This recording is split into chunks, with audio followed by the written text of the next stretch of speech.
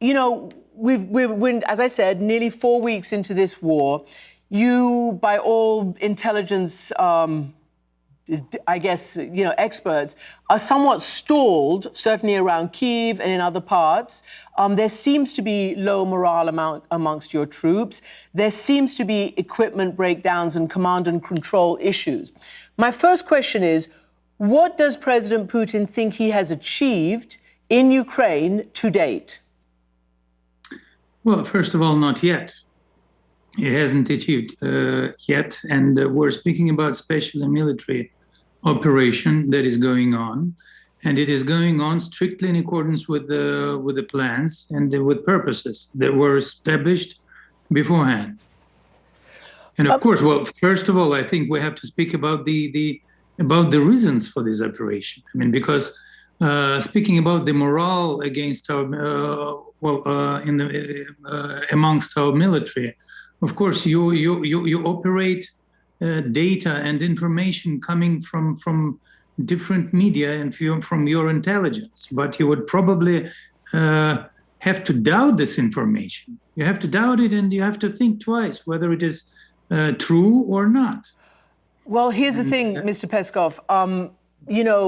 Intelligence that really predicted the invasion turned out to be true, despite what you all told us, from the Kremlin. So let's just get past that. We've also heard, civilians and journalists who've seen Russian troops and who've recounted. But that's be that as it may.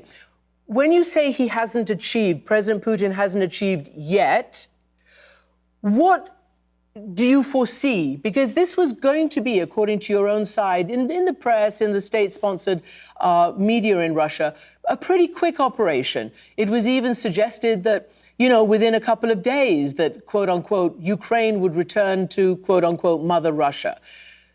What has gone wrong, and what do you see for the next phase of this? Well, of course, no one would think from the very beginning about a couple of days. It's a serious operation with serious purposes. And I think if we try to remember those purposes, those main goals of the operation, it's to get rid of the military potential of Ukraine. And actually, this is why our military are targeting only military goals and military objects on the territory of Ukraine, not civil ones. Russian military are not hitting civil aims, civil targets. Number two is to ensure that Ukraine changes from entire Russian center to a neutral country. And in this sense, let's remember that after the collapse of the Soviet Union, actually the neutral status was fixed in a declaration of independence of the country. Number three, to get rid of the nationalist battalions and nationalist regiments who are now opposing Russian troops, who are now trying to cover themselves under the shield of civilians, thus paving a way for civil casualties. Dmitry, and also, I beg your pardon, if you let me, and also to ensure that Ukraine acknowledges the fact that Crimea is also an untakeable part of Russia, and that People's Republics of Lugansk and Donetsk are already independent states, that Ukraine actually has lost them after the coup that happened in 2014. Okay, so basically you are putting and laying out the original demands from President Putin, which I understand seem not to have changed. Let us talk about civilian infrastructure. Look, I know you guys say that you're not targeting civilians, and you've just told me it was a special military operation, which is, I know, what the Kremlin military censorship demands. It is a war and it is an invasion, and we're all watching it all over global television, no matter what you tell your own people. There are so many civilian targets that it's hard to count them right now.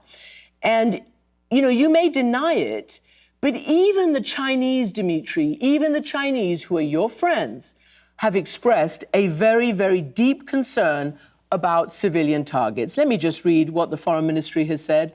It is deeply grieved to see the conflict between Ukraine and Russia and highly concerned about the damage done to civilians.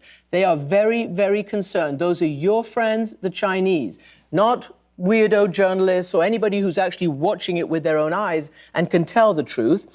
So the real question is, what is President Putin's strategic goal in blasting the civilian infrastructure of places like Mariupol, which we are watching turn to smithereens for the last several weeks now? What's the strategic goal? Well, the strategic goal is to clear up the Mariupol from nationalistic regiments who are there in a heavily covered environment. And by the way, they're simply not letting people out from the city, from the town. And this is a problem because now we're receiving lots of refugees coming from there. And they simply tell us, they're eyewitnesses. They simply tell us that they were used like a shield.